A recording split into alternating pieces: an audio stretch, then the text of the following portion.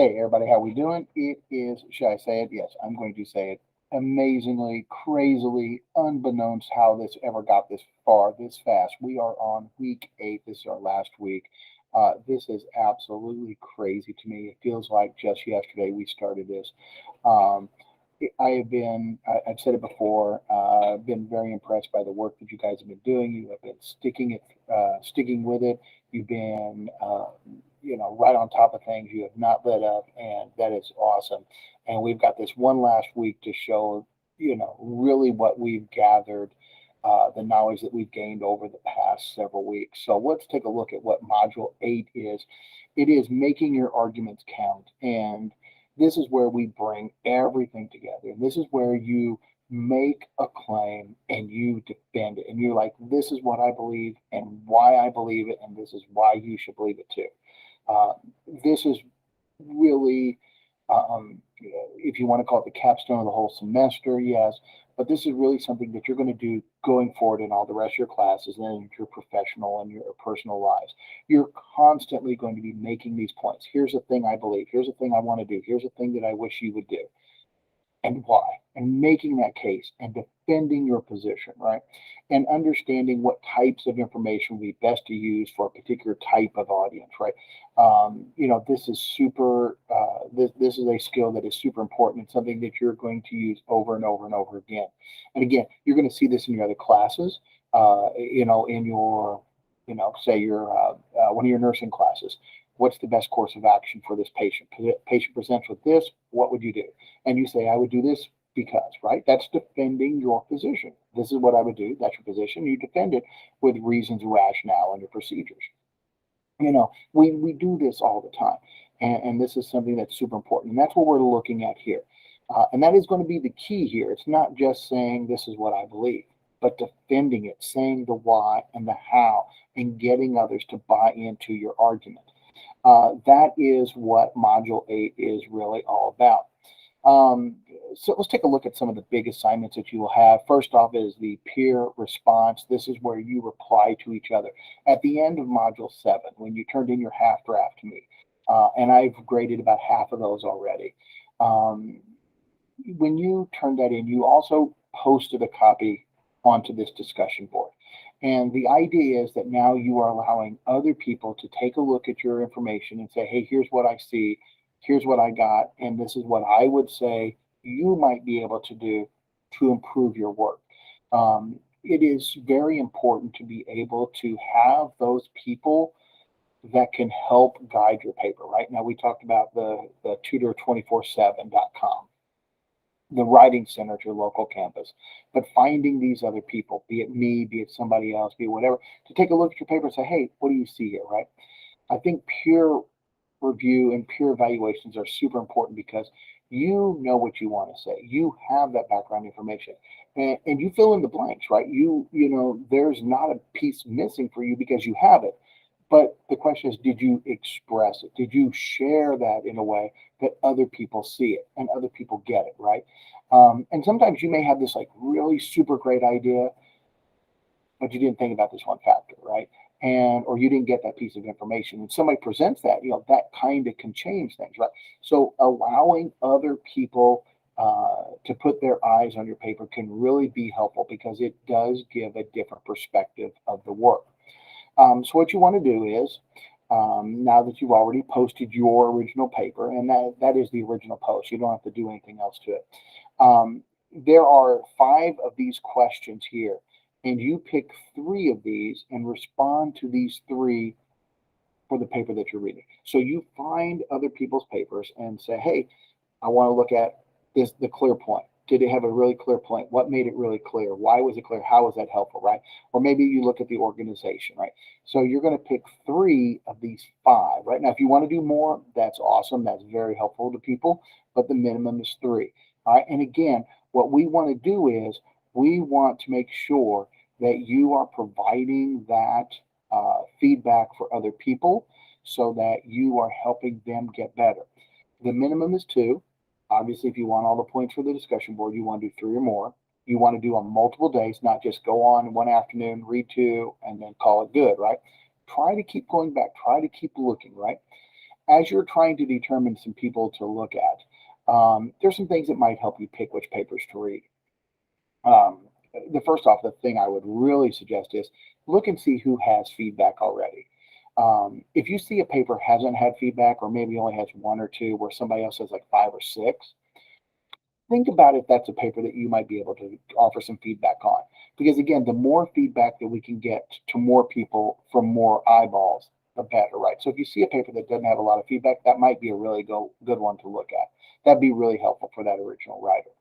Um, I think there's some question of which paper to read. If I skim through a paper and I'm like, oh, I know a lot about that one, is that one that I want to read, right? So, this is kind of up to you a little bit. I kind of like not knowing something about a topic when I'm doing this kind of peer feedback, because if I go in with a blank slate, or I need a lot of help to understand the topic and the position and understand that thinking, right? I come in with this blank slate, and that really is where you're trying to go, right? Because you don't know if your audience knows very much about this topic. So that would be really helpful. Now, if you go into a topic that you know a lot about, well, that gives you some insight too, right? Like, hey, have you thought about this? Or, this is a thing to consider, or I really like this. You really nailed that idea.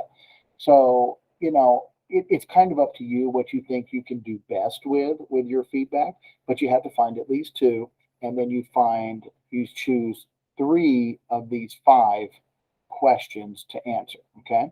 And again, you want to, the better feedback that you can offer, uh, that really helps somebody improve their paper and bring up their grade. I do want to remind you that this is not a place to argue the topic. We are just looking at the paper and giving feedback on what you think of their writing and how they approach the topic. Let's make sure to keep this civil. Let's keep this honest and open and frank, but also be respectful of other people, and really keep our comments to the writing, and not about the topic or arguing the topic with somebody. One of our We do get this information for, you get to see this information being at the writing project number 3, the argument paper. So I have read, like I said, I've read about half of the half drafts already, and I've actually read a couple, 3 of the final drafts. Just some things to kind of think of, and again, generalize that we talked about before. Starting off with a really solid title, right? Like that title gives the reader a sense of what the paper is going to be about. It gives them a sense of the position you're taking. It gives them a sense of the tone that you're taking, right? The title is the first place they interact with your paper. And so I think that's a really good place to make sure that you are engaging the reader. If you put writing project number 3, or argument, or, final paper or something like that, that doesn't really help the reader, right? Now, again, your readers know what this is. Your readers have a little bit of background, but let's get into the habit of really thinking about that. Your introduction. So start off with a really solid attention getter, something that's really going to let the audience engage with that topic. Now, I personally really love introductions that start with a visual, right? And again, not a picture, but like you paint that visual picture, right? Like you, through the words, you describe that situation, or you create a scenario in which people can feel or empathize or put themselves into, right? That really helps the audience feel it on a personal level. The introduction should start with, or should end with, a very clear, emphatic thesis statement. That thesis statement should be not only the topic, but the position. What is it that you are arguing, and what is it that you want to accomplish in this paper? What is it that you want people to do or think? How do you want them to be different at the end of the reading? Some things about that thesis statement. Again, these are things we've talked about all semester. You really want to not put yourself in the thesis. I believe that whatever. It's your paper. We assume that you believe it, right? Because you posted it. It's your paper, right? So let's take ourselves out of that. Don't ask a question for a thesis. How can we do this better? Well, the answer to that question is the thesis, right? And so let's think about how we formulate that thesis. Now, does the thesis have to preview every main point in your paper? It really doesn't. Or it could just be one big umbrella that covers several in the main points, right? So I think the real thing that you want to think of is that if the audience only takes one thing away from the paper, like if there's only one sentence they really only read, and it was the thesis, that should tell topic, position, and give them some sense of how you got there. Okay, really think about that because that really sets up an expectation. Now, another thing about the thesis statement to kind of keep in mind is that if you don't have a very clear thesis statement, if you leave it kind of out there as to which side of the topic you're on or what you want people to do, if you leave it really generic, as the audience is reading through this paper, they really may not pick up a sense of what you want them to do. And so, really make sure that you come in with a very hard, clear, emphatic thesis statement. Use words, think that the best way, or the most, or this must happen, or this is the best way to, whatever, right? Make sure that you're doing that. The body of your paper should be where you state the argument, make that case, and you back up your claims. Right? Um, use the body to really present that. You don't have to have that in the introduction. Get our attention, give us thesis, then get into the paper. As you are writing the body, paragraphing, new idea, new paragraph. Right? When you come up with a new idea, start a new paragraph. That will help the reader a little bit in that they get small chunks and then a mental break in between. So they know here's a piece of information, here's a piece of information. And they have that mental little pause in between. For you, the writer, you can kind of see, did I fully develop this idea? Like this was an idea, is it fully developed? It also helps you see like the organization of your paper. Did I really create a flow to my information by looking at those topic sentences right of each paragraph? And so you can kind of see how your paper is structured a little bit easier. Um, Make sure that you are using very solid sources. And again, the papers I've read, there have been a lot of really good sources in there. Um, don't just leave things on this top level. Okay, food deserts are a problem. Well, what is a food desert? Do we need to understand what a food desert is? Or what makes it a problem? Or what are the problems with that? Or what does it cause for families, right? So make sure to take that second question, make that second step to give that little bit of deeper information, and then pull in the specific examples, right? Give us information to let us see that, illustrate your points with a lot of examples. Again, the more sources from the best sources will really help you make your case. Okay.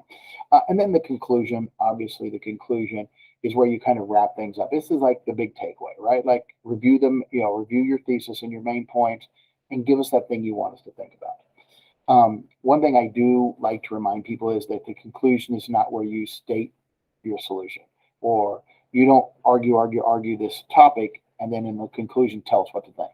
That's the body, right? The conclusion is the wrap up where we kind of put everything back together at the end.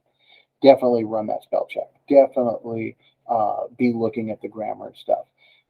We talked before, and I don't want to overgeneralize or oversimplify this, but an audience that is apathetic or an audience that doesn't care as much about your topic, um, they they're going to look for a reason not to buy into what you're saying. And it is always easier for an audience to judge you than your ideas. To judge your ideas, they have to take that information, they have to go find it, verify it, evaluate it, and then make a decision. Or they can look at your writing and say, "Oh, lots of little grammar mistakes. Their ideas must be faulty too." Or they didn't take a lot of it, they didn't pay a lot of attention to the style. So they probably didn't pay a lot of attention to the reasoning of this paper either, right? It's so much easier to judge you, the writer, than your ideas.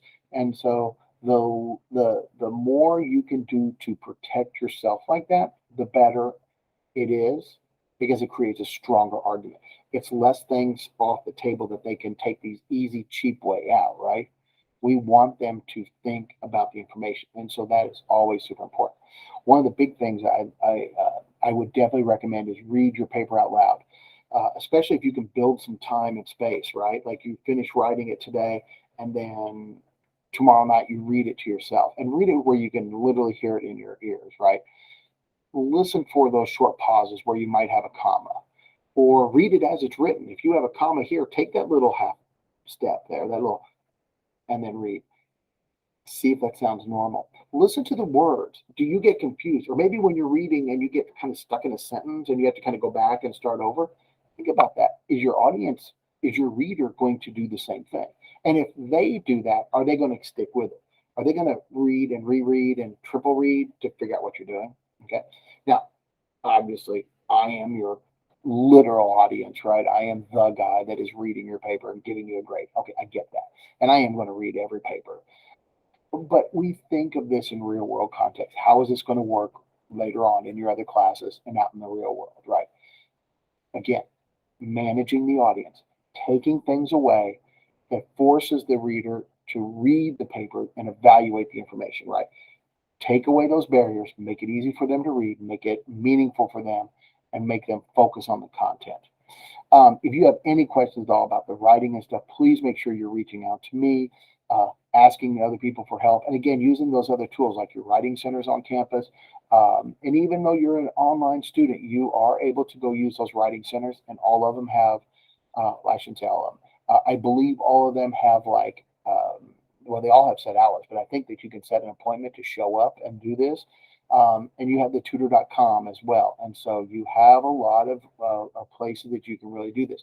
I did also recommend the Grammarly. The free version will help pick up a lot of the little things. It won't pick up like the big reading, overarching, organizational pieces. But again, every little thing you can do to help yourself, you should try to do. Uh, as you are getting near to the end and you're wrapping things up, there's a reflection activity here. So this is a writing class, and so obviously we want to continue this writing. But this serves two purposes. One is it's this kind of narrative writing, and you will do this a lot of times, especially in your other classes, where explain your experience or share what you saw or what do you think of this, right? Like give me your reaction to something. It could be in the context of read this and give me your reaction, like we did at the very beginning of the semester, or it could be kind of this rehash for me what you did. Let's say you have a clinical or practical, something that you did, right? This one is asking you not only just to do that type of writing, but also where do you think you're at now? How do you think you did? What do you think is better for you now than 4 weeks and 8 weeks ago? So if you look at this, and it walks you through what we want to do, first identify one course objective. So they list the major course objectives here. And where do you see that you really have developed as a writer and you've gotten better, where you've got a really good skill? And then, secondly, respond to one of these questions, something that you think that you are a new skill or something that you picked up, right? We are looking for 300 words, page and a half. This doesn't have to be overly long. There's no right answers or wrong answers. Really looking for you to be able to say, this is where I feel I'm at. This is what I feel I got from the class. Now, as you are working on this, obviously, you know, it is for you.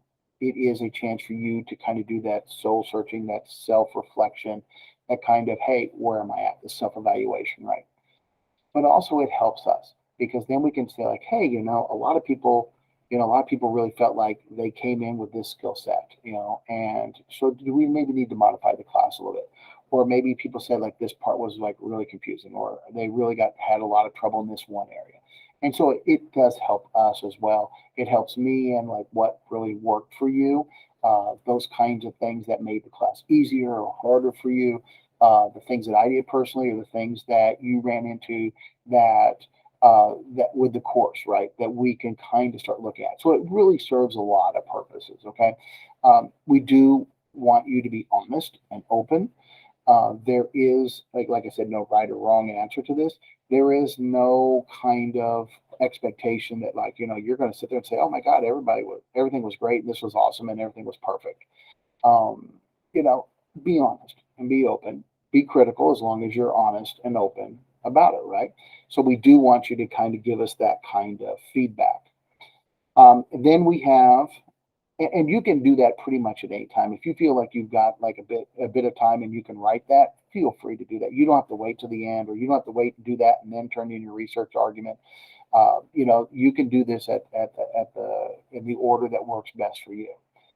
This is where you submit the final draft of your research argument. This is a 200-point assignment. This is the biggest one we've done. It gives you the rubric, gives you all the information again. Um, from a personal standpoint, I would appreciate when you feel like you're ready, go ahead and send that in. There's no reason to wait. And like I said, I've already read a couple, three of these final drafts. I know you have other classes. I get that. I don't expect you to kind of do something different now the last week that you haven't done before. But you don't have to wait until a certain time to turn this in either. If you're at a point where you think it's done, send it in. I will make sure that I grade all these papers accurately, fairly, and completely. Right? Not because it's just because it's at the end of the semester doesn't mean I'm going to blow them off. Because I do want to provide you with that feedback that you can continue to use to build as you go forward. And then the last thing that we have here is this course evaluation.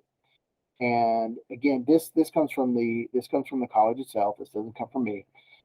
But we are asking you to share your feedback with us. Give us your evaluation of the course. What worked, what didn't, how did it go for you? What did you want to see? All those things. Okay. Again, be honest, be open, be fair, but be critical, right? If something didn't work, let us know. Um, this is not a graded assignment. Okay, this is not something that is being graded, so you don't have to worry about that. But it is a place where we can take that information and we can really use it to adjust the course moving forward. Okay. So again, as we wrap up this semester, um, I do want to make sure that you got the most out of this semester, and that you feel like you really picked up those new skills. Okay, that really is my goal, and I really hope that you do that. As you are working through this week, I would ask that you take a couple minutes and just look through your grades, make sure everything is right, everything is correct. I will finalize the grades as soon as I get done with grading these papers, and that will be probably Tuesday or Wednesday next week. My window to get grades in is rather short, um, but make sure that you're taking some time to look at those and just make sure that everything is right. Because when I finalize grades, I cannot change them on my own. I have to go to there's like three other people I think that have to sign this paperwork. Okay. And so I want your grade to be right. And I will change it if there's a problem. I will make sure everything's right. But it does take more people than just me. And so you really do want to make sure that before you get to the end of the semester, that you have everything right, that everything was done right, that everything that you did was recorded, that your grade is correct. I will change things if they need to be changed. If there's an error that I made, I will gladly change that for you. But once I submit it, I can't do it on my own, and that will take time to get other people. And I'm talking like maybe a week or something, week, maybe two times. It is going to be the summer, and it's going to be hard to track down some people. But I just want to throw that out there because I think you want to protect yourself, especially if you have to like get a certain grade in this class to sign up for another class somewhere else, right? So you definitely want to make sure that you have this lined up correctly and completely before you go off, right? Um, I also do want to again just say that you guys have done awesome work. Uh, there was not a time where I was sitting here going, "Oh, I wonder if anybody's going to turn anything in this week," or I wasn't sitting here worried about like three-quarters of the class being behind schedule or something. Like you guys have done amazing work. You stayed up, you've kept up, and you've been doing good work. It's not like you've been slapping stuff together and just turning it in to say you turned it in. You guys have done a great job of reaching out. You had a question, you made sure you got an answer, and I hope that I answered those questions quickly for you, and that they did help you going forward, and they helped you be more successful. Please make sure that if you have any questions this last week, you are reaching out. Email is the best approach. Text message is the second. You have my phone number, 812-449-3955. That's on the syllabus. Those are the two best. Email is the best way. The text is probably the second best. And in either case, kind of just remind me your name and what class you're in, because I do have a couple other classes. Remind me your name and what class you're in. and what your question is specifically. So when I get back to you, I can give you that help right then, right? Because we only have a week left and we want to make sure that we have plenty of time to do our best work. Hey guys, I want you to finish strong. I want you to push hard to the very end. And I'm so proud of you guys. And I would love to see how you guys finish. Good luck, everyone.